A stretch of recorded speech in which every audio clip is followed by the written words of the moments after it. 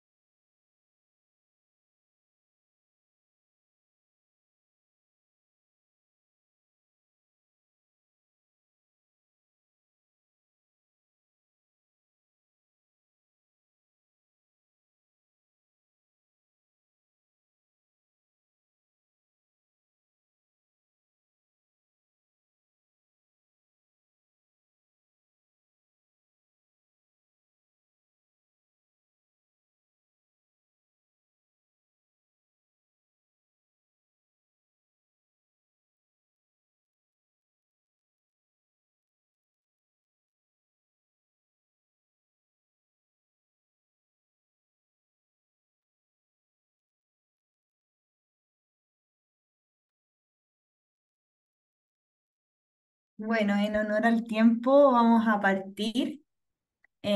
Hola a todos y todas, me presento, yo soy Javiera Pérez, estaré acompañándoles como monitora la clase de hoy. Las siguientes clases va a estar de monitora Catalina Fernández, que lamentablemente por motivos personales no nos pudo acompañar, pero sí va a estar con ustedes la siguiente clase y las venideras. Les quiero dar la bienvenida a todos y todas a la sexta versión ya de la uso socioambiental.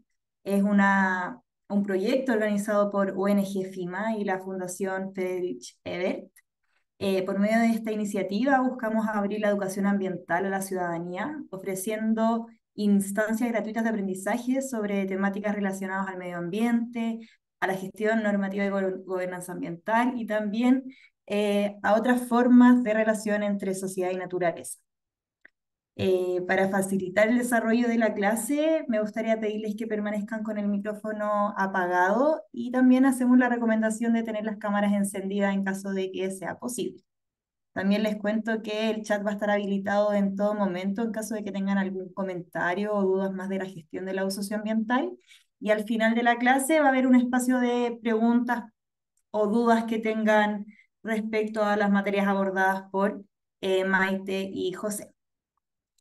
Para presentarlos, Maite Hernando es socióloga de la Universidad de Portales, magíster en desarrollo rural de la Universidad Austral de Chile y doctora en sociología del desarrollo rural de la Universidad de Wageningen.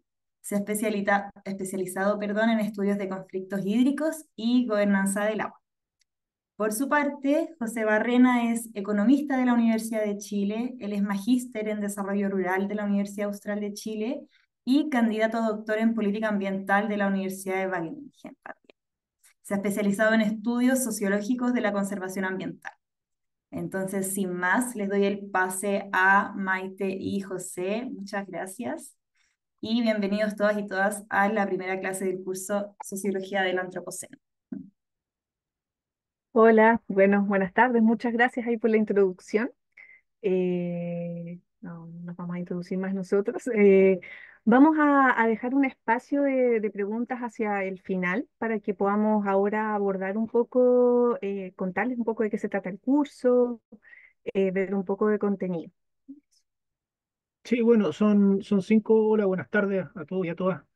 Son cinco sesiones que vamos a hacer del curso Sociología del Antropoceno. Y bueno, Maite ahora va a compartir pantalla para que tenemos una presentación que está en realidad dividida en dos partes, se puede decir, en términos muy generales. Una primera parte es para revisar los contenidos del curso, proyectar lo que vamos a hacer en cada una de las sesiones, y la segunda parte de hoy es para empezar con esos contenidos, con una introducción a la primera unidad del curso.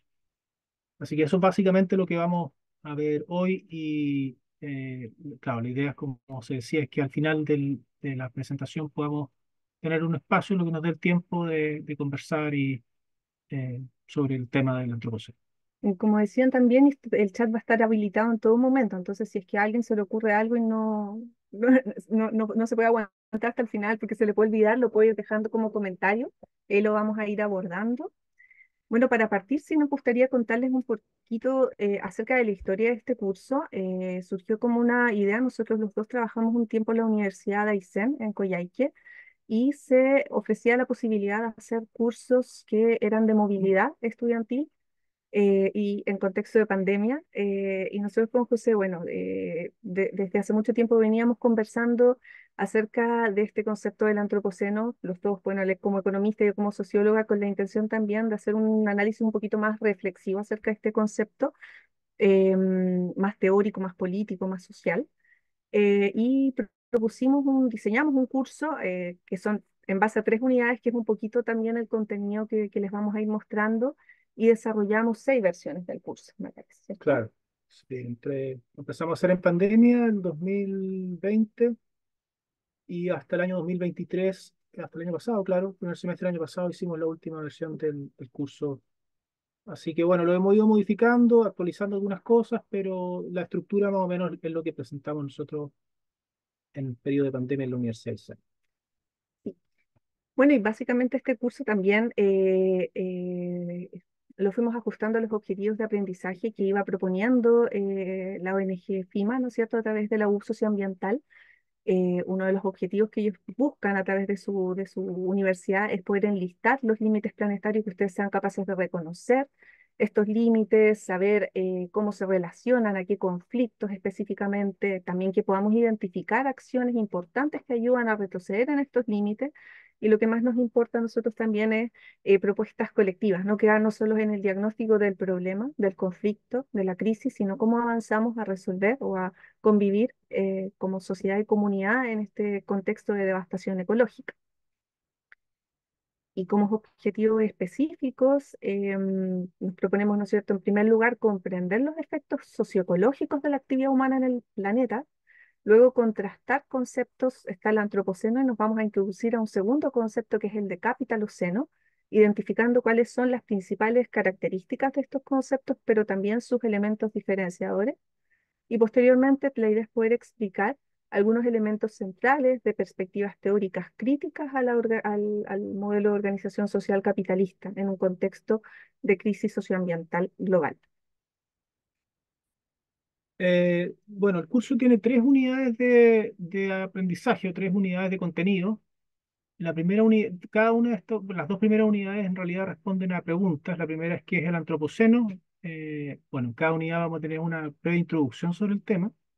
Y en esta unidad de qué es el antropoceno, vamos a ver, además de la introducción, el tema de la dicotomía sociedad-naturaleza, límites planetarios y huella ecológica. ¿Ya? Hoy día esperamos, después de esta introducción del curso, hacer una introducción a esta unidad de aprendizaje uno y avanzar a esta dicotomía sociedad-naturaleza. La segunda unidad del curso ingresa el concepto de capitaloceno y bueno, se contrasta, como dijo Maite, con lo de antropoceno, también a una introducción, y hay cuatro unidades posteriores, en el fondo, que son la economía verde y desarrollo sostenible, la valoración económica de la naturaleza, la energía renovables no convencionales y la conservación de la naturaleza. Se puede decir acá que la unidad 2.2 y 2.3 que están ahí son más bien enfocadas muy teóricamente y las otras dos van a ir también con algunos ejemplos más empíricos de nuestra propia investigación. Y la unidad 3 bueno, además de una introducción, es para revisar un poco qué alternativas, más bien teóricas, pero algunas más de acción también existen frente al capitaloceno o al antropoceno. Y aquí vamos a ver crisis planetaria y la reconfiguración de las relaciones sociales-naturaleza, y también otras formas de organización económica, que básicamente vamos a enfocarnos en algunos conceptos e ideas que son de la economía ecológica y el crecimiento. Bueno, aquí es como se dividen en realidad estos mismos contenidos que acabo de mencionar con las sesiones que vamos a tener, las 5 sesiones, que son las eh, dos siguientes la próxima semana, miércoles y jueves, y el miércoles y jueves de 2 semanas más. Entonces, como le decía, hoy día vamos a ver una introducción al antropoceno y la dicotomía social-naturaleza, y bueno, y así están distribuidos, como están como se muestra en la pantalla, están distribuidos los contenidos de las unidades de aprendizaje en las 5 sesiones del curso. Esta presentación, bueno, supongo que queda disponible, entonces eh, después ustedes la van a tener y la pueden revisar para ver los contenidos por sesión. Eh, Importante acá es que en la última sesión del curso, y como se trata de alternativas de organización social, digamos, social, económica, frente al capitaloceno, antropoceno, queríamos proponer, dado que nosotros además tenemos la lista de los participantes del curso y nos fijamos que habían varias personas que pertenecían a diversas organizaciones, que tal vez en sus organizaciones tienen experiencias de, qué sé yo, ¿cómo llamarlo? Como contrahegemónicas, que por ejemplo, que son más basadas en la colaboración más que en la competencia, que tienen propuestas o prácticas relacionadas con otras formas de intercambio, tal vez no monetaria, como trueque, qué sé yo, u otras formas de intercambio. Qué sé yo, distintas pueden tener en su organización ustedes ya distintas experiencias que nos gustaría que algún grupo de ustedes, no todos porque son mucha gente, pudiese contar tal vez en la última sesión, y con eso nosotros también, ustedes pueden compartir con el curso, quienes quieran, obviamente, su experiencia, eh, y también esto se complementa con las cuestiones más teóricas y otros casos que nosotros vamos a ver en esta reconfiguración de las relaciones sociedad-naturaleza y otras formas de organización económica y social. Pero bueno, ahí las personas que quieran mostrar brevemente, no sé, me imagino en 10 minutos o algo así, tal vez menos, sus experiencias en la última clase o sesión, ustedes nos pueden escribir a nosotros un correo electrónico y decirnos que están interesados, interesadas en contar la experiencia que hacen en sus organizaciones comunitarias, quienes quieran. Así que eso lo podemos complementar en la quinta sesión del curso. Ahí les pedimos que Mm. nos escriban pronto, si ojalá entre hoy y Sí, mañana. una semana más, yo creo, Sí, máximo. por favor. Eso. Em, ay, Bueno, entonces vamos a partir con la introducción a esta unidad uno, que es el antropoceno. Em, Tal vez algunas personas que están participando acá no tienen ya alguna noción de lo que es, o han investigado algo probablemente, no lo sé, o tal vez nada, pero por lo tanto vamos a hacer una introducción general del concepto. Em, Primero que nada, bueno, este curso, como dice el título, es un curso de sociología del antropoceno, es decir, nosotros básicamente, y por lo que hemos estudiado, tenemos una aproximación de la ciencia social al antropoceno. Pero el concepto está bien vinculado a la geología, ¿ya? Y bueno, y yo no sé si se puede decir tan categóricamente que de ahí nace o no nace, porque se ha trabajado también en grupos interdisciplinarios, pero sí tiene qué sé yo, un área de investigación en la geología particularmente. Para partir con el antropoceno, aquí se presentan cuatro definiciones, obviamente hay muchas más. Las dos primeras son bien de la geología, eh, y las dos que están más a la derecha de la pantalla es de Maristela Svampa, que es socióloga, y Donna Haraway, que es filósofa, entre otras cosas, no sé. Entonces vienen más de las ciencias sociales y humanidades. En- las definiciones de la geología, la primera dice, bueno, voy a traducir, dice que es una nueva época geológica dominada por los humanos, ¿no? Y la otra definición, también que es de la National Geographic, hace hincapié en que también es un periodo histórico en la Tierra donde ha- hay significativos impactos en el clima y los ecosistemas por la actividad humana, ¿no? Entonces, aquí lo primero en las definiciones geológicas que me gustaría como definir bien es que se habla de época. No, perdón, atrás, no es para que emitas una persona que esté. Ah, perdón. Se habla de una época geológica. Y el concepto de época en geología tiene una definición que se relaciona con una unidad de medición del tiempo geológico, ¿no? Las épocas están dentro de periodos, los periodos están dentro de eras, las eras están dentro de eones, y a su vez las épocas pueden tener edades, ¿ya? Entonces es una definición bien precisa de un periodo que tiene cierta durabilidad de años, eso se habla de una época, y que pertenece, como digo, perdón, y que una época pertenece a un periodo y así sucesivamente, a intervalos más grandes de tiempo. Pero las definiciones geológicas destacan que esta sería una época geológica, pero caracterizada por los impactos humanos, si se quiere, en los ecosistemas y en la atmósfera, o en la geología y la atmósfera terrestre, ¿ya? Y por otra parte, si ustedes ven las definiciones de, por ejemplo, Svampa, hace hincapié en que en el sentido de umbral, en que en el antropoceno eh, una idea de un umbral, instala la idea del umbral, un umbral crítico frente a problemas como calentamiento global, dice, y la pérdida de biodiversidad. O sea, un umbral frente a cuestiones más ecológicas, por decirlo de alguna forma. ¿Ya? Ahí, bueno, es parte del debate del curso de qué se trata ese umbral. Se trata de un umbral que en el fondo implica cambiar las prácticas humanas para que nos lleven más a este antropoceno. Ahí lo podemos ir conversando en el curso. Y lo último, la definición de Donald Haraway dice el concepto de una discontinuidad o marca discontinuidades graves, que el antropoceno marca estas discontinuidades. Y también indica que ojalá estemos el menor corto tiempo posible dentro de este periodo antropoceno. No sabes que el antropoceno es una cuestión que parece que pesa a los seres humanos, dificulta la vida, qué sé yo, no es algo agradable, ¿ya? Y hay que pensar que el periodo se genera a partir de los impactos humanos, ¿ya? Eso es como lo que se destaca en esa definición. Ahora, ¿qué evidencia hay o qué evidencia se utiliza para el antropoceno? Eh, por ejemplo, hay varios factores. Se indica el aumento de la temperatura como un factor. El calentamiento global, por ejemplo, es generalmente asociado a la época del antropoceno. El aumento de la población global también. El aumento de la superficie terrestre explotada por seres humanos. Los seres humanos ocupan entre un 30 y un 50% de la superficie terrestre, la controlan, digamos, para efectos principalmente productivos, ¿no? Extractivos, productivos, bueno, ciudades también, centros de consumo, qué sé yo.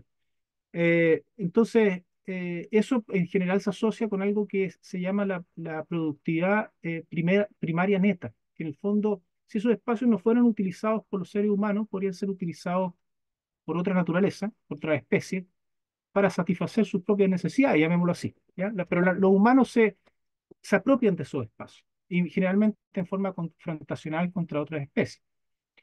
Bueno, el dióxido de carbono en la atmósfera, qué sé yo, la deforestación, los cambios de uso del suelo, la acidificación de los océanos, que también tiene que ver con la concentración de carbono en los océanos, o dióxido de carbono, la pérdida de biodiversidad, bueno, y el aumento de temperatura que lo mencioné al comienzo. Esas son algunas de las cuestiones que se mencionan como, qué sé yo, como aspectos que dan cuenta de la existencia del antropoceno. Pero lo importante con estas distintas variables, llamémoslo así, o fenómenos, es que se pueden caracterizar por efectos antrópicos en el planeta, pero no necesariamente efectos antrópicos sobre la geología y atmósfera del planeta da cuenta de la existencia de una época geológica como el Antropoceno. ¿Ya? Ahí vamos a ver un poco la diferencia. Bueno, la, principalmente este concepto se hizo más popular, llamémosle, tampoco es que entiendo yo que se haya necesariamente inventado, pero se hizo más popular con dos publicaciones, una publicación del año 2000 de Paul Crutzen, que es un científico que estudia la atmósfera, un químico atmosférico holandés, y que publicó con otra persona, no recuerdo el coautor del artículo del año 2000, pero está este artículo que está a la izquierda de la pantalla, que se llama Geology of Mankind, que fue publicado el año 2002 en la revista Nature. En realidad es como un breve comentario, ¿no? Es una página. Pero en esa página, bueno, principalmente lo que hace Paul Crutzen es indicar que se está entrando en una nueva época geológica y que esa época geológica está relacionada con la revolución industrial, ¿ya?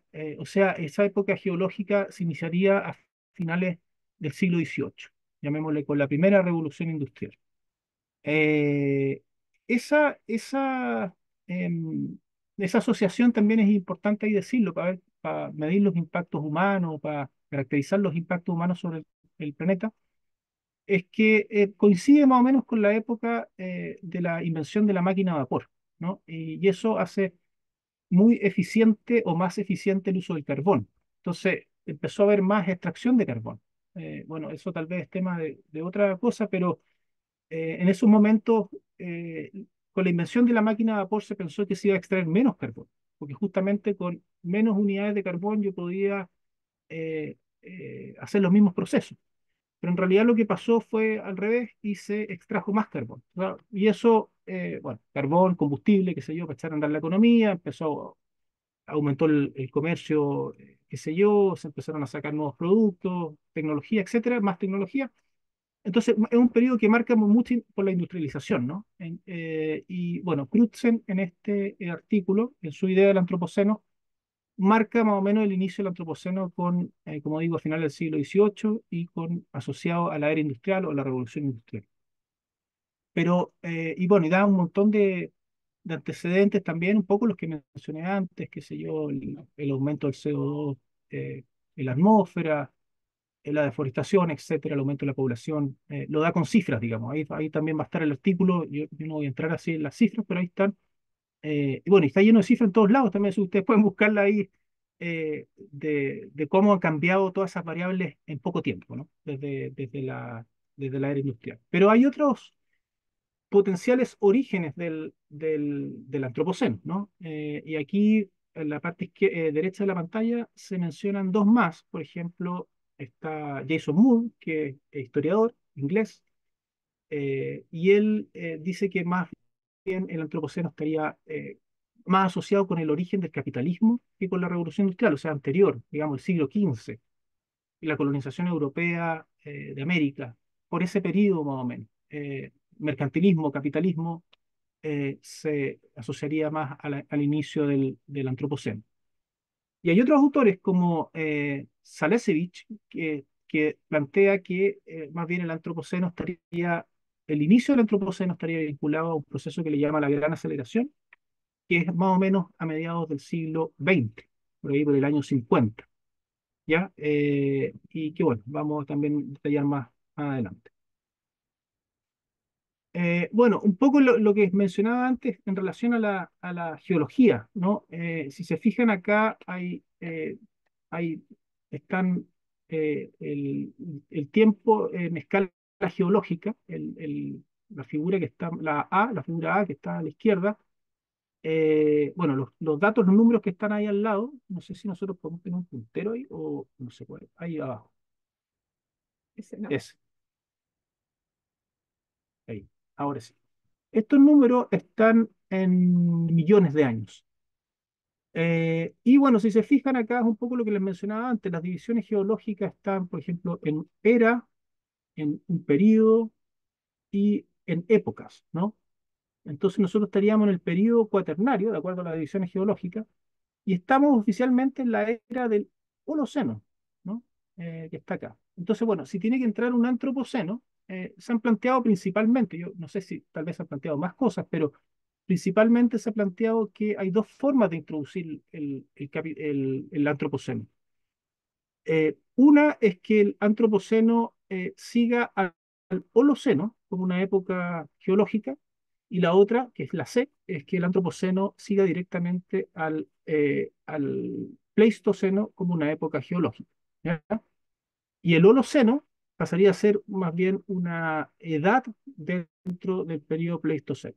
Estas son cuestiones muy como geológicas, como digo, no es el foco del curso, pero es importante, yo creo, saberlo. ¿Por qué? Porque el Holoceno también, que el Holoceno supuestamente parte alrededor de 11.600 años antes del presente, está marcado también una de las características o de lo que caracteriza el inicio de esa época es también la influencia humana. Entonces se ha debatido mucho que si se introduce el antropoceno, que está caracterizado por la influencia humana, tal vez más acentuada, eh, con más evidencia sobre los efectos globales de la especie humana en el planeta, ¿qué sentido tendría mantener el Holoceno? ¿Ya? Tal vez, no, para que imitan la persona que está. Tal vez es mejor sacar el Holoceno como una época geológica e introducir simplemente el Antropoceno. Bueno, hay otras eh, potenciales inicios de la época del Antropoceno también. Aquí lo que se muestra, que quería mostrar en estos gráficos ¿cómo se llama esto? De la izquierda de su pantalla, es básicamente cómo se miden estas variables. Por ejemplo, aquí lo que está en azul son los cambios en temperatura, y la línea roja son los cambios en el CO2, las partículas por millón de CO2 en la atmósfera. Entonces, por ejemplo, esta línea de acá, hace más o menos 11.650 años, marcaría la diferencia entre dos periodos geológicos, el Pleistoceno y el Holoceno, ¿ya? Perdón, entre dos eras geológicas. Épocas, perdón. Y aquí, si se introduce el antropoceno, entonces, bueno, una alternativa es que el antropoceno, esta es la primera alternativa, que se introduzca en lo que se llama como la primera agricultura intensiva, que sería hace como 5.000 años atrás. Y aquí, de nuevo, el dióxido de carbono y el metano suben, por ejemplo, y al final de este periodo subiría también la temperatura de la atmósfera, que es lo que estamos viendo ahora. Otra alternativa es que en realidad el inicio del antropoceno se marque alrededor del año 1610, que de nuevo es como posterior a la colonización europea de América, ¿no? Y eso marcó un montón de cuestiones que son importantes. Por ejemplo, se trajeron especies que son vegetales y animales de Europa hacia América. De América también se movieron especies vegetales y animales hacia allá.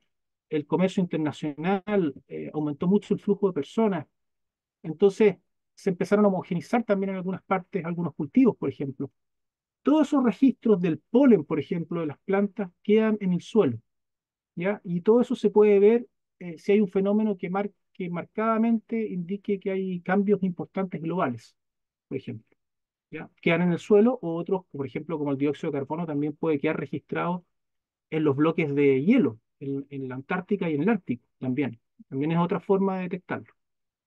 Entonces, bueno, lo que quiero decir es que el periodo de inicio del Antropoceno, que es en lo que se enfoca la geología, básicamente, como determinar lo más precisamente un inicio, tiene un rango amplísimo, que puede ser de hace 12.000 años atrás, desde que terminó la última glaciación, hasta 1950, que es el periodo que se llama la Gran Aceleración, que, bueno, el periodo posguerra, que en el fondo aumentó muchísimo la producción global, qué sé yo, entró el plástico, un montón de cuestiones, las pruebas atómicas, todo eso.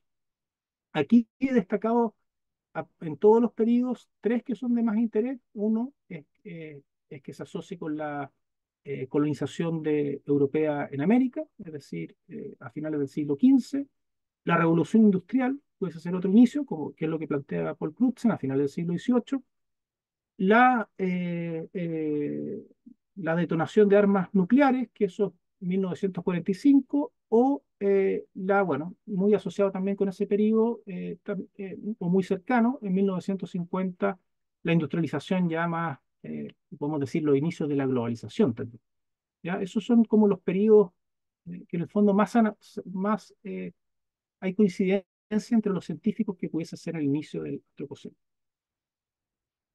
Bueno, todo este tema del antropoceno ha traído un montón de interés eh, en estudiarlo, ¿no? Y este gráfico muestra cómo han aumentado las publicaciones científicas que mencionan el término antropoceno. Eso está en azul. Lo otro, lo que está acá, está que mencionan antropoceno, lo que está en rojo, con conservación. Pero más que nada por el foco de la publicación que está orientada a la conservación. Si se fijan, en el año 2010, casi con ninguna publicación mencionando el término antropoceno, o muy pocas, a más de cerca de 900 en el año 2020. ¿Ya? O sea, se ha disparado lógicamente la investigación sobre el antropoceno, y eso también se ha visto reflejado en la existencia de 3 revistas científicas que abordan solamente cuestiones relacionadas con el antropoceno. Hay una que se llama The Anthropocene Review, otra, la que está acá abajo, que se llama Anthropocene, y Elementa, que es una tercera revista que aborda los temas del antropoceno. Eh, bueno, además de este interés ya en de publicaciones científicas, se conformó el año 2009 una comisión o un grupo de trabajo, se llama el Grupo de Trabajo del Antropoceno. Este grupo de trabajo, que es un grupo interdisciplinario, bueno, pero muy, muy guiado por la geología, que también historiadores, qué sé yo, eh, pertenece a la subcomisión de esta estratigrafía del Cuaternario. Y esta subcomisión, a su vez, pertenece a la Unión Internacional de Ciencias Geológicas, ¿ya? Bueno, este grupo se conformó con la idea muy precisa de establecer una, un- una fecha de inicio, si es que se podía, del antropoceno. Para eso eh, em, tratar de recabar la mayor información posible, porque es un proceso bien riguroso que esto, una vez que la comisión presenta un informe o presenta una propuesta para decir, bueno, en esta fecha se inicia, por ejemplo, una nueva época geológica que vamos a llamar antropoceno, tiene que ser votado por, me parece que por 3 subcomisiones, y bueno, tiene que llevar un acuerdo en que se inicia, en que esa época queda establecida dentro de la Unión Internacional de las Ciencias de la Geología o Geológica. ¿Ya? Y esto se establece con en inglés le llaman Golden Spike.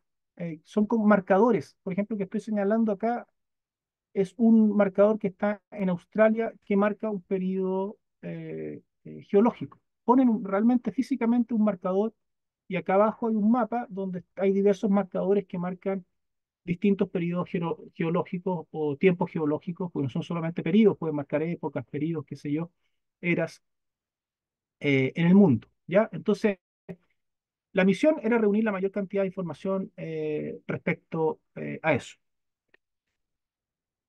Y bueno, para eso, este grupo de trabajo del Antropoceno lo que hizo fue buscar la evidencia, y para buscar la evidencia tienen que buscar lugares en el mundo donde la estratigrafía, es decir, las capas en el suelo, dieran cuenta de fenómenos que pudiesen ser atribuibles a la acción humana, pero que fueran globales, ¿no? Esa es la diferencia, porque los seres humanos siempre hemos impactado los ambientes donde estamos, lógicamente. Talar bosque, qué sé yo, sacar materiales para construir una choza o lo que sea, pescar, siempre hay impacto, cazar animales, pero los impactos para determinar un tiempo geológico tienen que ser globales.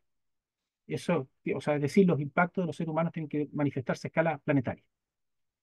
Y bueno, y este grupo seleccionó diversos lugares en el mundo, me parece que 12 o 13 lugares que potencialmente podían dar cuenta, tener evidencia más clara de la existencia de un nuevo periodo geológico que pudiésemos llamar antropoceno.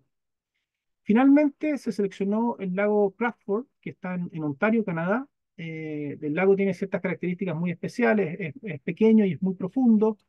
Y bueno, y otras características, yo de partida no soy geólogo tampoco, así que no, eso lo sé más superficialmente, pero que permiten la buena conservación de los estratos en el suelo del lago, ¿no? Y por ejemplo, acá hay una muestra de lo que se muestra acá es del lago Crawford. Se supone, por ejemplo, que aquí en el año 50 hay una marca y esa marca tenía, cuando uno podía ver el estrato en el año 50 podía determinar que tenía plutonio. Y ese plutonio se asociaba, por ejemplo, a las pruebas nucleares. ¿Ya? Y eso era un signo, una evidencia de la influencia humana que quedó en los estratos del suelo. Eso lo apoyan con otra evidencia en otros lugares del mundo también, pero este era como el principal. Por ejemplo, acá, no sé, en la otra, en el año 35, se ve una línea blanca. Se supone que eso fueron tormentas de polvo que hubo intensas en ese año y que quedaron registradas también en el suelo. ¿Ya? Así que bueno, a partir de la evidencia que obtuvieron en este lago, este grupo presentó una propuesta recién el año pasado, el año 2023, en octubre, a la subcomisión de estratigrafía del Cuaternario, al que tenían que presentarle la propuesta para el inicio de una nueva época llamada Antropoceno. ¿Ya? Pero en marzo de este año esa propuesta finalmente fue rechazada. Entonces, bueno, aquí hay titulares, por ejemplo, de las noticias, de Guardian, qué sé yo, CNN, parece, otros, bueno, prensa internacional que informó que finalmente, porque esto es muy reciente, ahora en marzo de este año, la propuesta del grupo de trabajo del Antropoceno por mostrar evidencia que indicaba una nueva era geológica fue Pero para rechazada. empezar, nunca está de más comentar el concepto de cambio climático. ¿Y pueden silenciar los micrófonos, por favor? Pero nunca está de más entender que un planeta que está ¿Se rodeado puede por nosotros hacer? cosas que denominamos ¿Alguien tiene abierto su micrófono? Ahí silencié. Muchas gracias. Bueno, ahí como que terminó alguien por mí esa parte. Esa es como una introducción muy general de lo que pudiésemos entender o cómo una revisión un poquito de cómo se ha tratado este concepto y de dónde viene más o menos. Ahora continúa Maite. Ya, pues muchas gracias. Yo me voy a referir particularmente, a ver, tengo un segundo, a la dicotomía entre sociedad y naturaleza, que tiene un sustento un poco más teórico y filosófico también, que no es una dicotomía real, es una distinción más bien conceptual que se ha utilizado para separar lo social, entendiendo lo social como lo humano, lo cultural, lo que es construido, de lo natural, que es así como lo dado, todo lo que no es humano, ¿no es cierto? Y esta distinción ha sido bien fundamental en todo el desarrollo del pensamiento occidental, que es lo que les voy a presentar a continuación. Me gustaría partir con algunas definiciones, igual que hizo José con el concepto de antropoceno, son definiciones en torno a esta dicotomía, o una explicación a esta dicotomía. En primer lugar, Castré a Macmillan, que son dos geógrafos, plantean que la distinción entre sociedad y naturaleza es tan familiar y fundamental que parece ser incuestionable. Profundamente arraigada en la cultura occidental, es una distinción que no solo organiza la imaginación de la gente común, sino que también ha organizado por décadas la división académica del trabajo en escuelas y universidades. Así, aquellas cosas que se consideran no sociales han sido durante mucho tiempo el tema de investigación y enseñanza de las ciencias naturales, mientras que las entidades supuestamente no naturales son dominio exclusivo de las ciencias sociales. O sea, hay una organización disciplinar también en esta división, como vamos a ir viendo a lo largo del curso. Otra definición que desarrolla Enrique Leff es que en la modernidad la naturaleza se convirtió en objeto de dominio de las ciencias y de la producción. Se desconoció así el orden complejo y la organización ecosistémica de la naturaleza, en tanto que se fue convirtiendo en objeto de conocimiento y en materia prima del proceso productivo. La naturaleza fue desnaturalizada para convertirla en recurso e insertarla en el flujo unidimensional del valor y la productividad económica. Básicamente, mientras en el pasado se pensaba en la naturaleza como una antítesis de la sociedad, En la actualidad, y a partir de un poco de estas definiciones, se plantea que solo podemos conocer la naturaleza a través de los sistemas de significado y significación culturalmente específicos, por lo que no existe una sola naturaleza, una sola forma de definirla, ni comprenderla, ni relacionarnos con ella. A continuación, sí les voy a ir revisando con ustedes algunos elementos que son bien importantes para ir comprendiendo cómo se ha vuelto tan familiar esta división entre sociedad y naturaleza que surgió a partir de la modernidad, ¿no es cierto? En primer lugar, obviamente, habría que referirse al pensamiento cartesiano, y algunos elementos, obviamente, que levanta el filósofo, matemático y científico francés René Descartes en el siglo XVII, quien es reconocido como el padre de la filosofía moderna por su dictum, que es el cogito ergo sum, pienso, luego existo. Esta es una expresión que fue utilizada para demostrar la certeza de la propia existencia a través del acto de pensar. O sea, Descartes decía, en la medida en que yo estoy pensando, y estoy dudando, puedo demostrar mi existencia, que inevitablemente existe un yo pensante. Y este descubrimiento lo llevó a proponer un dualismo, ¿no es cierto? Que por una parte está el yo pensante, que es la mente, el res cogitans, y por otra parte está el cuerpo, que es el res extensa, em, que representa, por una parte, la mente, la capacidad de racionalizar del ser humano, sus capacidades culturales, etcétera, mientras el cuerpo está más bien alineado a una naturaleza física. Y este paralelismo determinó una serie de contrastes, ¿no es cierto? Reforzando, obviamente, la separación entre la sociedad y la naturaleza, el racionalismo como la fuente principal de conocimiento y el cuerpo, por otra parte, básicamente como más asociado a lo de los animales, como algo que tenemos nuestros instintos, algo que hacemos sin pensar.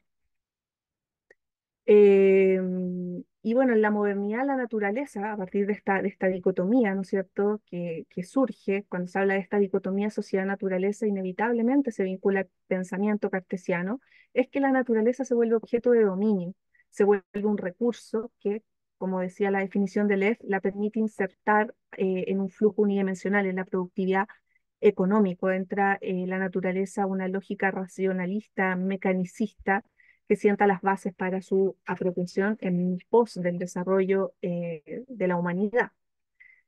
Lo anterior es evidencia de que emerge una racionalidad contra natura que se extrapola bastante en la noción del antropocentrismo, ¿ya? El antropocentrismo, básicamente como aparece en las figuras, es la idea de que el ser humano está por sobre otras especies. Incluso aparece una mujer más pequeñita abajo, eso también lo voy a ver a continuación. Gregory Bateson, quien en el año 72 escribió el libro Steps to an Ecology of Mind, denuncia la arrogancia de la cultura occidental, la cual asume y también impone la noción de que el ser humano está fuera o sobre, diría yo, de la naturaleza, lo que lleva, ¿no es cierto?, a la idea del control, del dominio del hombre sobre la naturaleza, generando todo un desequilibrio de los sistemas naturales. En contraposición a esta idea surge el ecocentrismo, que más que una perspectiva filosófica es también una perspectiva ética que sitúa la ecología y los ecosistemas en el centro de su enfoque, considerando el bienestar de todos los componentes del medio ambiente, lo que incluye los seres vivos y los no vivos también. A diferencia del antropocentrismo, el ecocentrismo sostiene que la naturaleza tiene un valor intrínseco que es independiente a la utilidad o al valor que le puedan otorgar los seres humanos, y enfatiza particularmente en la interconexión, en la interdependencia entre todas las formas de vida. Ahí queda muy claro como en la cita de Tim Ingold, el antropólogo inglés, quien dice que todos los tipos de seres vivientes dependen de otros para su existencia y se entrelazan en su inmenso tejido que evoluciona continuamente.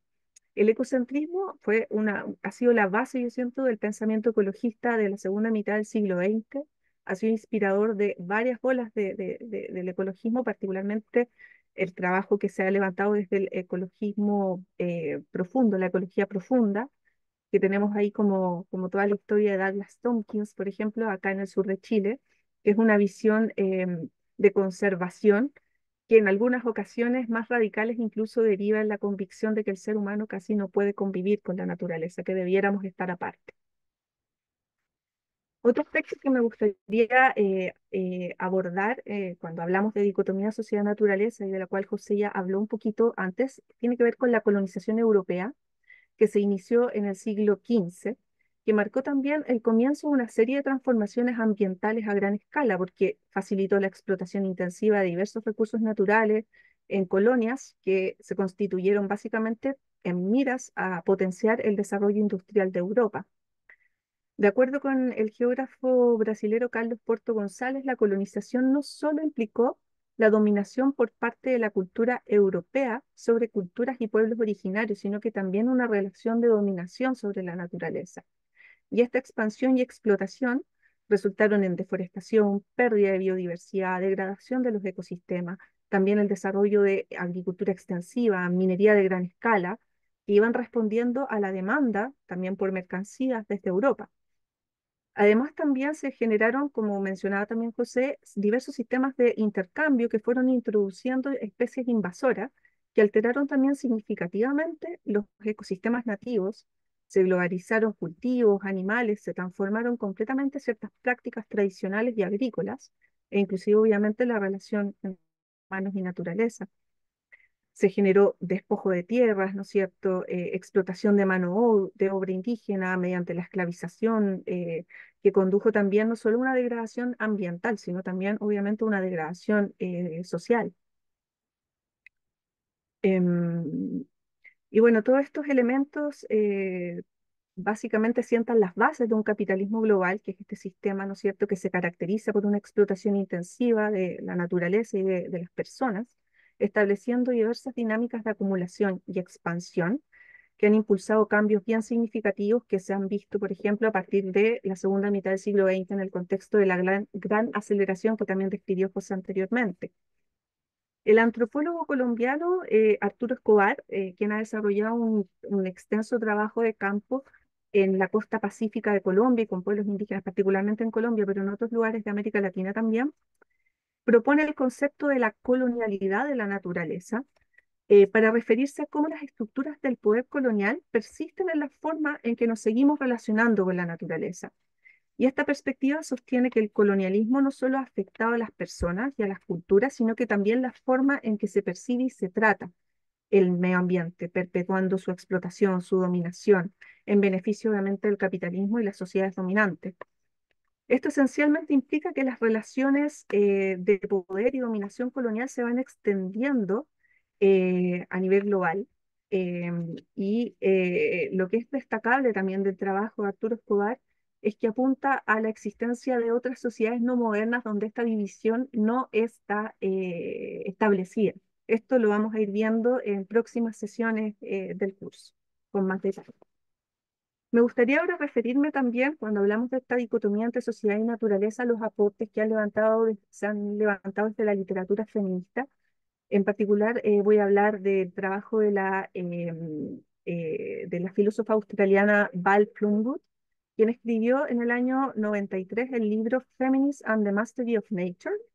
En este libro, esta autora plantea que el problema del dualismo de Descartes no radica únicamente en la distinción entre cuerpo y mente, sino en la forma en que se utiliza para establecer jerarquías, que es un poco lo que les vengo hablando y que vienen hablando autores críticos del descolonialismo, por ejemplo, que se omite, o sea, se establecen jerarquías que van omitiendo otras formas en que, por ejemplo, la mente y el cuerpo se superponen y se relacionan, que no es tan fácil llegar y separar en estas categorías.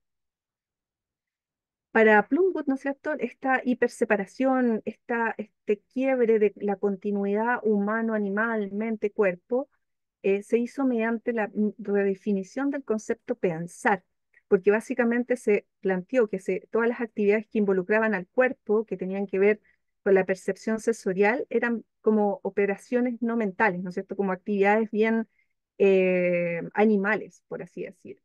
Eh, entonces los animales tienen un nivel más bajo de sensación que es puramente corporal y viven su vida exclusivamente a través de movimientos físicos, mientras los seres humanos de alguna manera nos elevamos porque sí tenemos esta capacidad analítica y de pensamiento. Entonces, en la medida en que estas dos naturalezas, digamos, lo mental, lo corporal, se van dividiendo, se destruye la posibilidad del continuo. Esa es la principal reflexión de esta autora. Y el cuerpo, privado de este nivel de descripción y por tanto de su capacidad de agencia, se vuelve un vacío, no tiene agencia, le pasa a la naturaleza, es como algo inerte, algo que el ser humano, sobre todo en la época de la modernidad, tenía que llegar y colonizar, conquistar.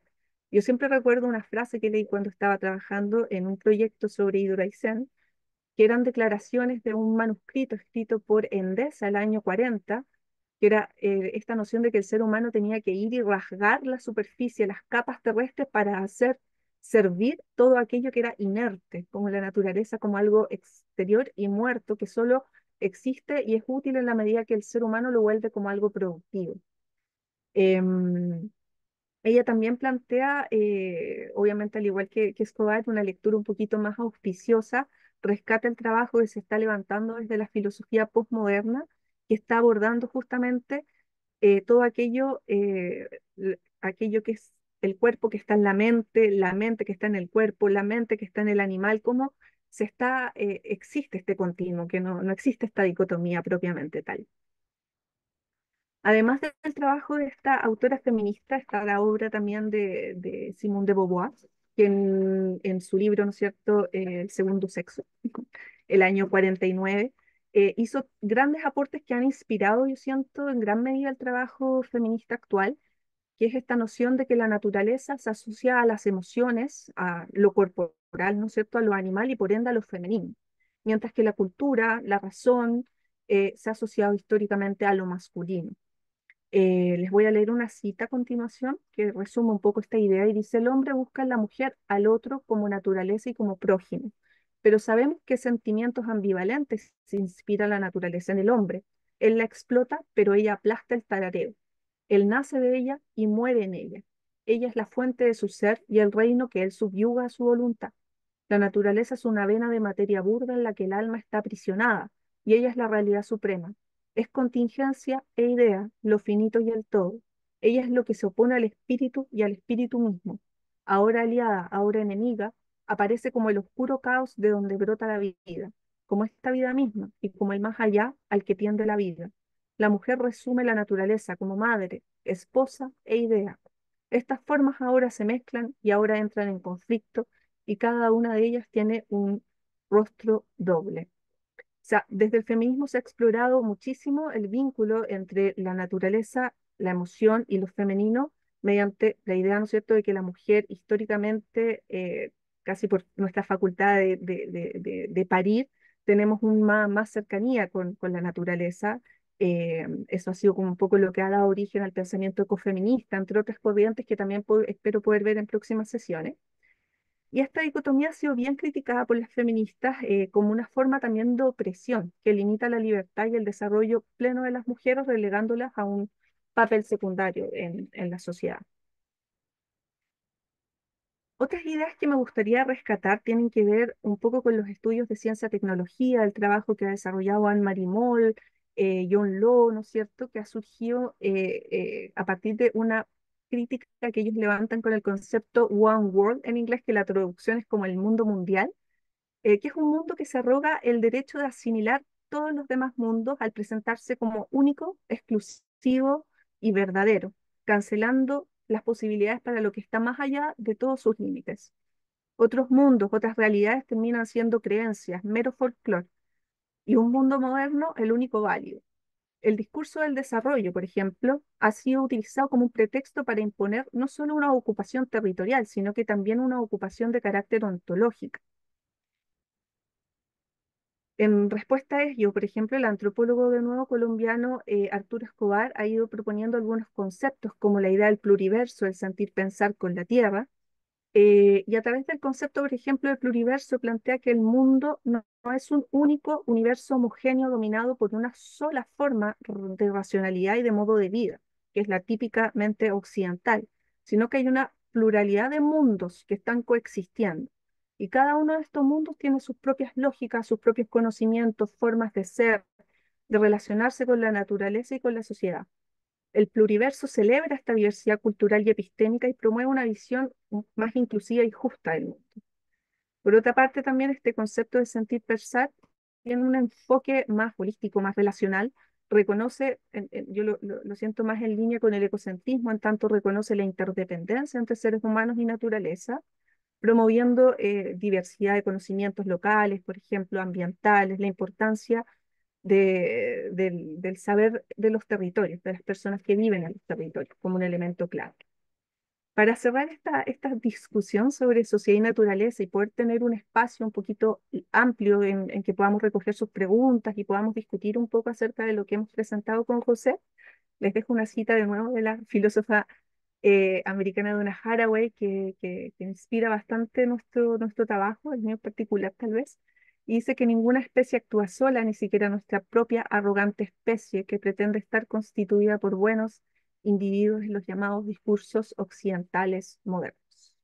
Y espero que podamos en próximas sesiones también desarrollar un poquito más el trabajo de Donna Haraway.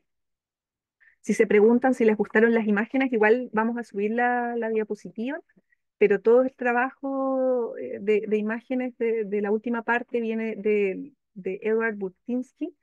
Él es un fotógrafo, hay un documental que también subí en nuestra carpeta compartida que se llama El Antropoceno, y él se ha dedicado básicamente a recabar imágenes sobre el impacto de las actividades industriales sobre la superficie terrestre, sobre los ecosistemas. Es eso básicamente lo que les teníamos preparado, así que ahora podemos dar un espacio para recoger sus inquietudes, preguntas y comentarios.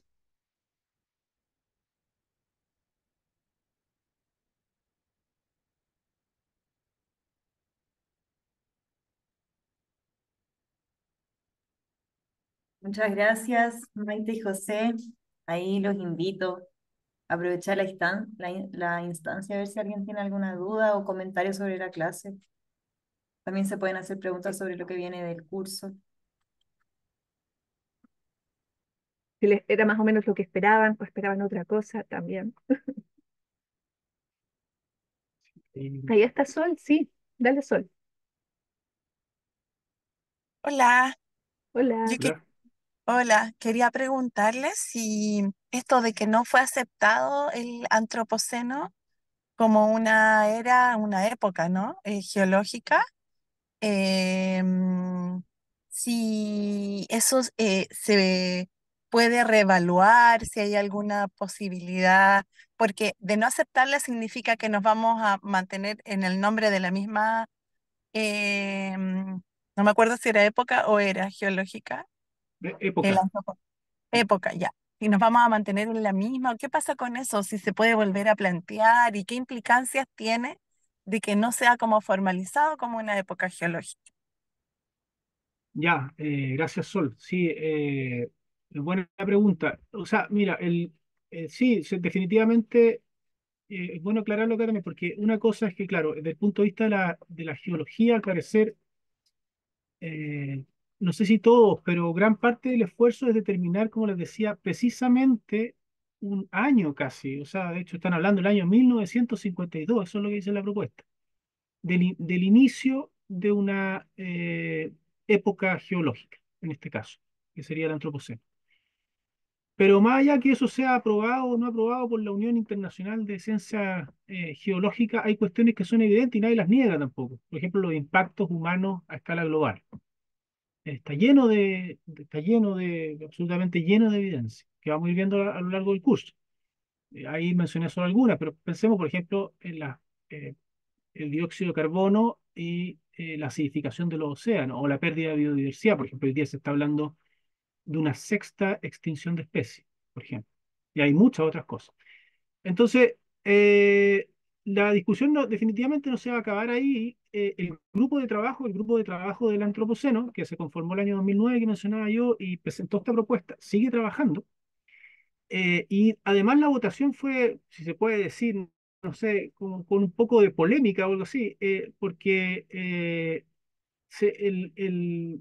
el jefe, el investigador jefe de la subcomisión de estratigrafía del Cuaternario, que era el que tenía que evaluar esta propuesta, indicó que no se cumplieron los protocolos de las votaciones, qué sé yo, él siendo un partidario de que sí se decretara también esta nueva época geológica.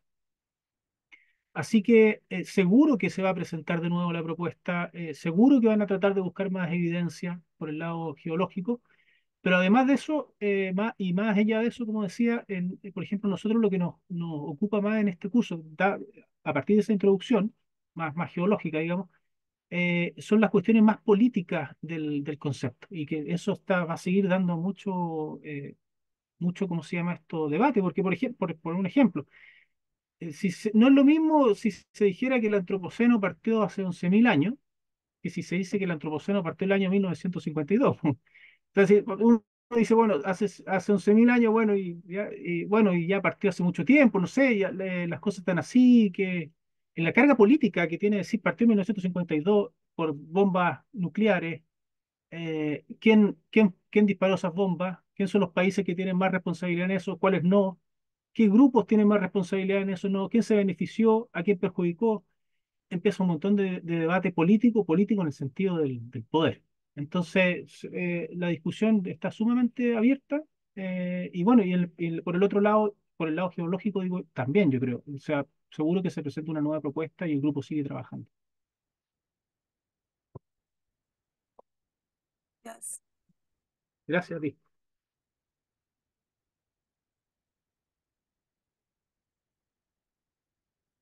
¿Alguien más tiene algún comentario, alguna duda? ¿Quiere compartir algo? Hola, ¿me escuchan? Sí. Y sí, Sí, hola. Hola, ¿qué tal? Bueno, muchas gracias por el contenido que nos están entregando. Yo justamente me había saltado como una duda justamente cuando eh, empezamos con todo el tema de definir básicamente cuándo parte esto, porque siento que quizás como para poder reconocerlo debemos estar muy claros en cuándo parte.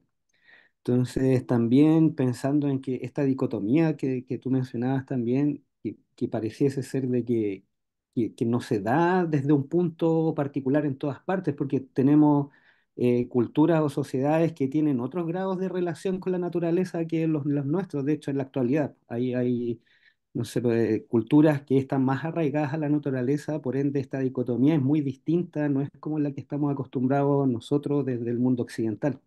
Entonces, pareciese que esto como que florece en distintas partes, en distintos tiempos y como que estamos llegando a una época en la cual ya se manifiesta, pero de todas maneras. Entonces, claro, como que si la consulta va más básicamente a quizás estos tiempos que son tan grandes, estamos hablando de eras, que algo parta entre el 11.000 el año 11.000, ¿no es cierto?, antes de Cristo hasta la actualidad, quizás no es tampoco un margen tan grande si lo vemos desde el punto de las eras. Pero basándose en eso, claro, ¿cómo podríamos dar un inicio? ¿Existe algo que ya, o hay mucho debate o mucha diferencia, o hay algún punto particular en donde digamos como que esto ya es un detonante o algún clic que nos pueda servir para decir ya de aquí en adelante estamos hablando de algo más potente? ¿Hay algún hecho particular que sea como el más potente dentro de esos argumentos como para decir, bueno, aquí ya estamos en presencia de esta nueva era o de este nuevo periodo? sí, ¿queréis responder algo, No, por dale favor? tú. Después yo puedo comentar algo. Sí, yo diría, para ser muy concreto en la respuesta a tu pregunta, Juan Ignacio, yo diría que hay tres hechos que uno puede, o sea, hay más, ¿ya? Y en la literatura del curso pueden inspeccionar y revisar y van a encontrar con debate, porque es debatible. Pero hay tres hechos puntuales que pueden marcar el inicio potencialmente del antropoceno, que digo que oficialmente fue de nuevo rechazado. Uno es asociado con el origen del capitalismo moderno y particularmente el hecho sería la colonización europea en América, o sea, con lo que tradicionalmente se llama el descubrimiento de América por los europeos, ¿ya? O sea, a finales del siglo XV. Y los impactos se empiezan a ver a finales del siglo XVI, ya, por 100 años después. Eso es un hecho. El segundo hecho es la revolución industrial. Y la revolución industrial marcó, o sea, ambos fenómenos sin precedentes en términos el primero a partir de la conectividad mundial entre especies, humanos, viajes, qué sé yo. Es como es como el símil a la globalización, digamos, de varios puntos de vista con otra tecnología, lógicamente. El segundo marca un aumento radical en la producción mundial. Y eso lógicamente tiene, todos los productos tienen, ocupan, utilizan espacios y recursos, llamémosle. Entonces, tiene un impacto grandísimo en la naturaleza. Como yo decía ahí, no me adentré mucho, pero hay tecnología asociada a la revolución industrial y tal vez la más relevante, icónica, qué sé yo, por lo que significó es la invención de la máquina de vapor. Y básicamente lo que hizo la máquina de vapor fue hacer más eficiente el uso del carbón. Y eso, hay de hecho todo un debate en economía que se llama la paradoja de Gibbons, que era un economista inglés del siglo XIX, y él investigó el fenómeno y decía, claro, que lo que se pensaba es que, por decirlo así, estaba fijo el consumo. Entonces, tú decías, necesito tantas unidades de energía y para producir X unidades de energía yo necesitaba, por ejemplo, 5 toneladas de carbón. Y ahora como la máquina a vapor hace más eficiente eso, voy a necesitar 2 toneladas de carbón para producir la misma cantidad de energía. Por tanto, voy a sacar menos carbón. Esa era como una forma de razonarlo. Pero la que ocurrió en realidad, y ahí está, tiene que ver mucho con el sistema, la lógica capitalista, digamos, y que vamos a ir viendo en las otras clases, es que el, el carbón se hizo de alguna forma más barato su extracción y por lo mismo el consumo no estaba fijo, era infinito. Entonces se empezó a extraer más. La máquina generó mayor extracción y aumentó mayor, se generó más energía en el fondo. Bueno, eso se asocia con las emisiones de CO2 atmosférico y también es un fenómeno, un hecho puntual histórico que se asocia con mucho, la mayoría yo diría, dice, la revolución industrial se puede marcar como el inicio del antropoceno. Pero también está esta propuesta que hizo de hecho el grupo del antropoceno que comentaba yo y que varios científicos apoyan, en que en realidad sí hay que fijar un inicio, que eso es lo que se preocupa de nuevo mucho la geología, ese debiese ser fijado concretamente en el año 1952, o sea, a mediados del siglo XX, en el periodo posterior a las guerras, que le llaman la gran aceleración. Gran aceleración por varias cosas, porque varias variables que ya venían aumentando desde la revolución industrial empezaron a aumentar exponencialmente a partir de la segunda mitad del siglo XX. Y con cambios tecnológicos que cada vez eran más rápidos, que posibilitaban una mayor y más profunda explotación de nuevo de la naturaleza. Y entonces el tema es que, de nuevo, para fijar eso ya en muy estrictos términos geológicos, tienen que dar cuenta que es un fenómeno global, tienen que probarlo, más allá que exista mucha evidencia, que no es un fenómeno local, es una cuestión muy interesante como detrás de este fenómeno del antropoceno. O sea, no puede ser una cuestión que ocurre en un lugar nomás, tiene que ser en todo el mundo. Y realmente ese cambio ha quedado registrado o en el suelo, o en el hielo, o bueno, eso, o por ahí, no sé en qué otra cosa lo pueden registrar. Creo que hay otra forma, por ejemplo, los anillos de los árboles, también puede quedar registrados cambios. Entonces, eso yo diría que son tres momentos y muy precisos que, al menos para la mayoría, están en el debate. Lógicamente hay otras personas que dicen, no, esto en realidad se inició con el inicio de la agricultura, miles de años atrás, 11.500 años atrás. Pero de nuevo, ahí es muy fino a probar los impactos. Lo que sí uno puede decir es que, claro, los impactos del ser humano, efectivamente, desde mediados del siglo XX en adelante, han tenido un impacto planetario sin precedentes. O sea, hay real y sin precedentes, lo digo literalmente, o sea, hay cuestiones que nunca habían alcanzado ciertos niveles. Y hay otras cosas, curiosamente, que también que no sé si curiosamente, ¿no? Que digo que afortunadamente a partir de políticas se han revertido, por ejemplo, el hoyo en la capa de ozono, es una cuestión que ha sido bien investigada porque, claro, eso hace 50 años atrás, por ejemplo, o 40 años atrás, era todo un tema, y aparentemente el hoyo se ha ido achicando. Y eso, pero es todavía medio difuso eso, pero eso también ha tenido que ver con protocolos internacionales que se han firmado por ejemplo, todo este sistema, algunos elementos que están en la refrigeración, para los refrigeradores, qué sé yo, para los aire acondicionados, han dejado de utilizarse porque han sido prohibidos. Entonces son políticas al final que van condicionando eso y han contribuido a que eso se reduzca. Sí, no, gracias, muchas gracias. Sí, pareciese a veces que estuviésemos como en una consecución de eventos que desencadenan algo, porque pareciese que es como cronológico, uno lleva a lo otro casi. Mm. O sea, si lo viésemos desde ese punto de vista, como que casi se va ahí en consecuencia. Muchas gracias por ahí, por Gracias por la pregunta. Sí, yo creo que referirme cortito también a tu comentario, esto de la dicotomía, ¿no es cierto? Lo que presento un poco yo de sociedad y naturaleza, que evidentemente nos habla de una forma particular de cómo se ha organizado la sociedad occidental. Y como tú bien mencionas, hay sociedades no occidentales que han tenido históricamente una otra ética, una otra relación. Obviamente no hay que caer en el romanticismo de no pensar o no o ponerse como una venda y no decir, bueno, han estado expuestos por demasiado tiempo también a la colonización, entonces también hay elementos que se han ido superponiendo, ¿no es cierto? Pero sin duda toda esta dicotomía sienta las bases de una forma de configuración social occidental que es el patrón que marca el capitalismo también. Eso como a modo como de comentario nomás. Gracias, muchas gracias. De nada.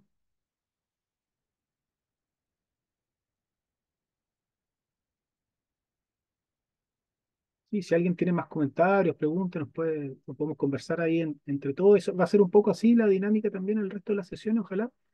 De, Sugerencias también. Ujú. claro, de dar dos tercios, digamos, de presentación entre nosotros y luego que abramos más el debate porque son interesantes sus comentarios. Así que, Sol, Solo si no hay alguien más, porque yo ya pregunté. sí, dale nomás, no, no hay nadie más. Ya no se ve nadie más que esté. Ya. Ya, mira, estaba pensando y voy a tratar de elaborar el comentario. Em, Así como hay una era geológica, ¿cierto? Que se está proponiendo determinada por los cambios físicos planetarios, ¿habrá algo para nombrar aquello que nos describía respecto de esta dicotomía de sociedad-naturaleza? Que si bien nos han presentado como los argumentos de cómo se llegó a este nivel de separatividad, por decirlo así, ante algo que es tan evidente, que es una relación tan evidente, de que todos estamos relacionados y que además dependemos en nuestra vida de la naturaleza, de tomar agua, de respirar aire, ¿cierto? De tierra que cultiva alimentos y que yo vivo y dependo, es algo tan, tan obvio y tan de sentido común que nos hemos incluso separado de algo tan obvio. Entonces, habrá, eh, así como hay un término como el antropoceno para, o quizás es lo mismo, ¿no? Denominado de la misma manera esta separatividad del antropoceno para nombrar cómo nos hemos desterritorializado, me gusta llamarlo así, no sé si está bien dicho, pero separado a un nivel tal de que hoy día tenemos que estar hablando de esto. No sé si me entienden a dónde va la pregunta, comentario.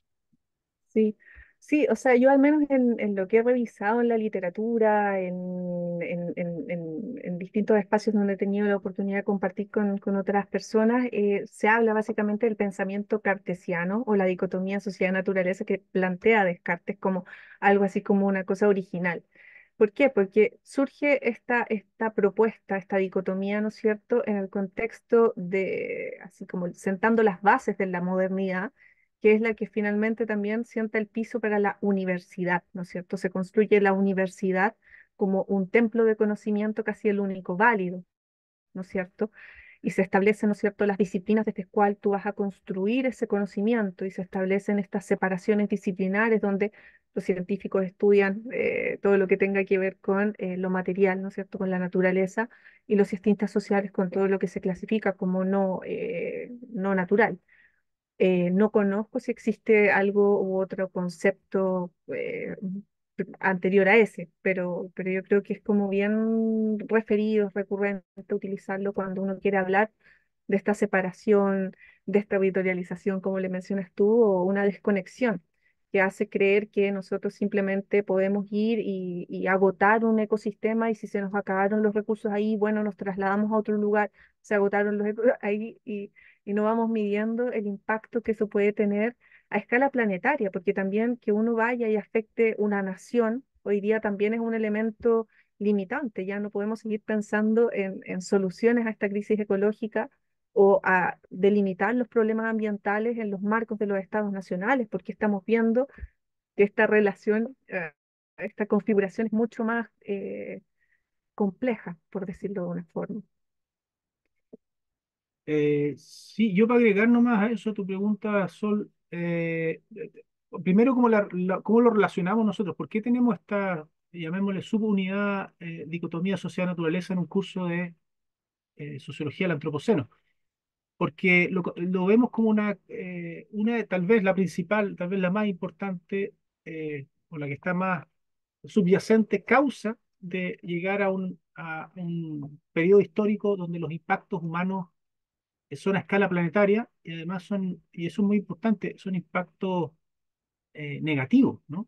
Que nos dificultan más la vida. O sea, porque hay más escasez de agua, qué sé yo, se derriten los hielos, hay las ciudades que están en la costa, etcétera, hay menos tierra cultivable, la tierra está más, hay mayor deforestación, avanzan más los desiertos, o sea, son aspectos, digamos, negativos. Algunos llaman que la crisis socioambiental global, la crisis de la biosfera, distintos nombres. Pero esta división sociedad-naturaleza nosotros la insertamos como una cuestión que está basalmente en las causas de que nos llevaron a esto. ¿Por qué? Porque cuando se hace la separación, entonces los seres humanos, algo ajeno, algo ajeno, entre comillas, a la naturaleza, lo controlan y lo controlan a destajo, digamos, no midiendo los impactos o considerándolos cuando ya es demasiado tarde, no sé. En cambio, si decimos, bueno, no hay división sociedad-naturaleza, nosotros somos naturaleza, y eso, bueno, es una conversación más bien interesante eh, al respecto, porque sí, pues eso también es una cuestión bien arbitraria, decir los seres humanos somos distintos al resto de los animales o las especies. Bueno, pero cuando se hace esta división, entonces es más fácil controlarlo, algo que es ajeno a mí, porque si no soy yo mismo, ¿cómo lo hago? Conceptualmente, digamos. Pero es muy, muy importante la cuestión más práctica, lo que mencionaba Maite, por ejemplo. Y bueno, y hoy día tenemos tantos impactos ambientales que son a escala global, ¿no? Que de eso se trata el antropoceno. ¿Qué sentido tienen, o por qué sentido tienen algunas situaciones las divisiones nacionales, las soberanías nacionales? Eh, yo, por ejemplo, siempre ocupo este ejemplo de cuando fueron hace ya no sé cuántos, 5 años parece, los grandes incendios en el Amazonas, los últimos, porque han habido varios, y entonces el presidente de Francia, Macron, ofreció ayuda a Bolsonaro en ese tiempo, que era presidente de Brasil, para mandar qué sé yo, recursos, plata, tecnología y gente para controlar los incendios. Pero Bolsonaro respondió, al menos eso fue lo que salió en la prensa, diciendo que los incendios del Amazonas eran problema de Brasil porque estaban en territorio brasileño. Ya, bueno, está bien, si uno traza unos límites, o sea, si uno ve en un mapa, probablemente los incendios estaban dentro de los territorios nacionales de Brasil, eso es una cosa. Pero los incendios lo que estaban haciendo era liberar un montón de dióxido de carbono a una atmósfera que ya está llena de dióxido de carbono. Y eso no solamente afecta a los ciudadanos brasileños, lógicamente afecta a todo el mundo. O sea, que se tale un bosque en Indonesia, por ejemplo, afecta a los ciudadanos de todo el mundo. No es que afecta a la gente de Indonesia. Entonces, a eso es lo que voy, que los problemas son globales y por tanto que requieren soluciones a esa escala, no nacionales, porque si son nacionales, y bueno, y si un presidente dice no acepto la ayuda, por cualquiera sea la razón, porque este es de izquierda, yo soy de derecha o al revés, entonces bueno, eso perjudica al resto también. Entonces, pero esa cuestión es bien delicada, porque fíjense lo que sería empezar a basar sobre la soberanía nacional, y nadie va a querer tampoco. Claro. Entonces, la decir, no, no puede hacer esto con el bosque que está en Brasil, porque eso es recurso de la humanidad y efectivamente lo es, pero bueno, es uno de los problemas más políticos y prácticos que plantea esto son ese tipo de cosas. ¿Cómo controlamos los problemas que son globales en esta era, teniendo organización en estados nacionales? ¿Ya? Por ejemplo. Ese, y eso es lo que quería decir. Gracias, muchas gracias. De nada, Sol. Gracias. Muchas gracias. No sé si quedan más preguntas, todavía estamos a tiempo. Em, Aprovechemos la instancia, dale, Ángelo. yo quisiera hacer una pregunta más disciplinar desde la sociología. Está la sociología del antropoceno. ¿cómo se inscribe o en qué campo de estudios de la sociología se inscribe y cómo conversa con otros enfoques que tal vez no lo tratan directamente, pero sí tangencialmente, como por ejemplo la sociología de la posmodernidad, la modernidad reflexiva, la sociedad del riesgo? ¿Tiene algo que ver con eso o cómo se ubica, cómo se encaja en en la teoría sociológica contemporánea, por decirlo de alguna manera? Ujú. Eso. Sí, bueno, yo en general lo he visto muy enmarcado en lo que tiene que ver con la sociología ambiental, ¿Ya? así como originalmente. Eso no quiere decir que sea un campo de dominio exclusivo de la sociología ambiental, entendiendo que también la discusión, como nos invita a salir incluso del formato de los estados nacionales y esas delimitaciones, implica una mirada interdisciplinar, por lo menos, o transdisciplinar Mm, en tanto mejor, ¿no es cierto? mm, Evidentemente, los estudios, como tú mencionas, hay distintos campos conceptuales que se han abordado en las ciencias sociales, desde la sociedad del riesgo, por ejemplo, que es algo que mencionas, que ha abordado toda esta discusión, ¿no es cierto?, hace mucho claro. tiempo también. Mm, Pero yo siento que la propuesta se enmarca un poco en una discusión, como tratamos nosotros, ¿no es cierto?, desde los campos más políticos, más sociales de la mm, noción del antropoceno, porque no es lo mismo decir que todo el ser humano, sin distinción de clase, género y raza, ha impactado mm, o es responsable en la misma medida de los cambios que estamos experimentando o de la crisis socioecológica a nivel global. Esto implica observar al detalle qué sociedad, qué individuo, en este caso antropo, qué ser humano es el que está generando y gatillando esta crisis. Y eso inevitablemente nos lleva, ¿no es cierto?, como les digo, a expandirnos un poco de estos campos disciplinares, aunque sigue siendo como obviamente una materia desde la sociología ambiental, o así lo veo yo. perfecto. Muchas gracias. Sí, yo no más para agregar, bueno, yo no soy sociólogo de Mm, formación base, así que sería muy mm, aventurado ahí, pero sí en el posgrado he estudiado más sociología ambiental y también ahí tiene varios vínculos. eh, y por ejemplo también dentro de la sociología, para tu pregunta, Ángelo, que es bien como disciplinar ahí, mm, está todo lo que es la teoría de la modernización también, que se ha asociado mucho también justamente a los impactos que se pueden ver en el antropoceno. Mm, Todo en esa parte más disciplinar. Yo lo he visto más también muy vinculado y más por el lado de de las soluciones a la economía ecológica mm, también. Y ya te escapa mm, netamente a la sociología, claro. pero bueno, digamos, dentro de las ciencias sociales, y ahí hay muchos sociólogos también que, que, que sobre todo, y ahí en la economía ecológica, con varias, y ahí es bueno hacer la distinción entre economía ecológica y economía ambiental. Y la economía ecológica, la economía ambiental primero es más bien una rama de la economía neoclásica, eh, Mm, que, que se desarrolló por ahí por los años 20, 30, para abordar los impactos ambientales de la producción y el consumo económico. Y básicamente,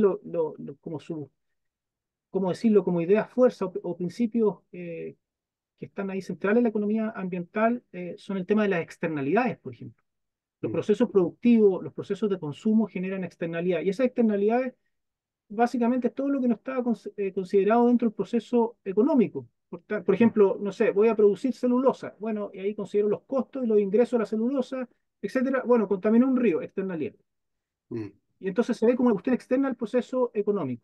mm, Y eso, al revés, desde la economía ecológica ha sido muy criticado. O sea, la mm, economía ecológica, que es una rama crítica a la economía neoclásica, mm, indica tratar de internalizar esas cosas y no hablar necesariamente, y eso es otra crítica muy importante, no hablar en el lenguaje económico que habla la economía ambiental. La economía ambiental lo que trata de hacer es cuantificar en valor económico, en pesos o en mm, dólares, o lo que sea, los impactos que produce el sistema económico en la naturaleza. Y la economía ecológica dice, no, no hay que hablar en lenguaje económico acá, hay que tratar de hablar en el lenguaje de la biosfera o de la naturaleza. Y para eso crean otras unidades de medida. Por ejemplo, hay una unidad que se llama el ecosón, mm, que mide el gasto energético de los procesos. Cuando uno habla de ecología tiene mucho más sentido. Pues dice, mm, bueno, tengo una necesidad, voy a cubrir esta necesidad, voy a producir algo para cubrir esa necesidad. Bueno, ¿cuánto es el gasto energético de producir A? ¿Cuánto es el gasto energético de producir B? Dado que estamos en un proyecto, en una era o una época, llamémosla antropoceno, o de grandes impactos ambientales, hay que Mm, reducir los gastos energéticos porque para ser más eficiente, pero a veces en el lenguaje económico eso no tiene ni un sentido, que es el que gobierna el lenguaje económico convencional, y lo que tiene sentido es hacer cuestiones que son altamente ineficientes, de hecho disparates, digamos, desde el punto de vista mm, energético. Por ejemplo, no sé, importar leche de China en Osorno. No sé. Entonces, imagínate el gasto energético que significa traer, no sé ni cuántos kilómetros, 20.000 kilómetros, un cargamento de leche a un lugar que está lleno de vacas y se puede producir leche. mm, Entonces, pero esas cosas pasan porque económicamente, en términos de precio, por distintas razones, es más conveniente, puede ser hasta más barato vender la leche de China en Osorno. Pero desde mm. el punto de vista energético no tiene ningún sentido. Entonces ahí hay como esa distinción es importante también, ahí lo vamos viendo en el curso, pero Mm. yo lo he visto más vinculado, por ejemplo, a eso, a la economía ecológica, en una rama muy central en este tema del antropoceno. Perfecto, muy, muy interesante esos dos enfoques. Anoté aquí, así que muchas gracias. Gracias. Sí, también ahí vamos a ir viendo algunas pinceladas de algunas líneas o corrientes de pensamiento posmodernas, principalmente los aportes de los estudios de ciencia y tecnología, también discusiones que hablan del poshumanismo, ¿no? Esta idea de Mm, dejar de poner incluso, hay todo un debate, pero bueno, no nos va a dar el tiempo, todo un debate de poner siempre al ser humano como prioridad, ¿no? Incluso ahora en la reforma al Código de Agua, que se valora mucho que se priorice el consumo humano, también es algo debatible desde el punto de vista, ¿no es cierto?, de la prioridad que pueden tener otros seres no humanos para poder tener agua, ¿no es cierto? Entonces hay todos unos debates bien interesantes que yo creo que están enmarcados en las ciencias sociales más ampliamente, no solamente en el campo de la sociología. Gracias. Venga. Bueno, si estamos, parece, porque estamos en el tiempo, Sí. recordarles a quienes pertenecen a organizaciones que quieran traernos sus aportes para la última clase. Como decía José, la idea es que podamos presentar algo así como ideas contrahegemónicas o alternativas un poco a este modelo de desarrollo que ha primado durante tanto tiempo, que estén apostando por una forma, una idea más de reconfiguración de los vínculos entre sociedad y naturaleza, como una propuesta. Así que si quieren también es una oportunidad para justamente que conozcamos otras organizaciones, a gente que está en colectivo, que están haciendo cosas y que puedan multiplicarse esas ideas, que es lo que a nosotros igual nos interesa. Sí, tal vez es bueno resaltar solamente eso porque lo dijimos bien al inicio de la clase y veo que se conectó mucha más gente Sí. después.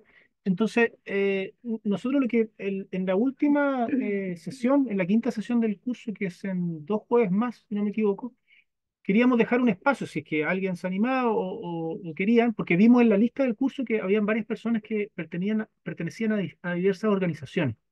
Entonces, la última unidad de aprendizaje del curso tiene que ver más, nosotros siempre decimos como el lado más positivo, digamos, no presentar todos los impactos, sino que qué alternativas hay frente al capitaloceno o antropoceno, y eso nosotros lo vemos básicamente, por ejemplo, si alguien pertenece a una organización de permacultura y está haciendo algo interesante y lo quiere compartir con el curso, fantástico, y da unos espacios y puede contarlo. O alguien tiene una red de comercio justo o algo similar, donde se intercambian cosas a partir de, por ejemplo, trueque, o participan ellos, o de bioconstrucción, qué sé yo. Estoy dando ejemplos solamente, no digo que sea solo eso, puede ser Mm. otras cosas.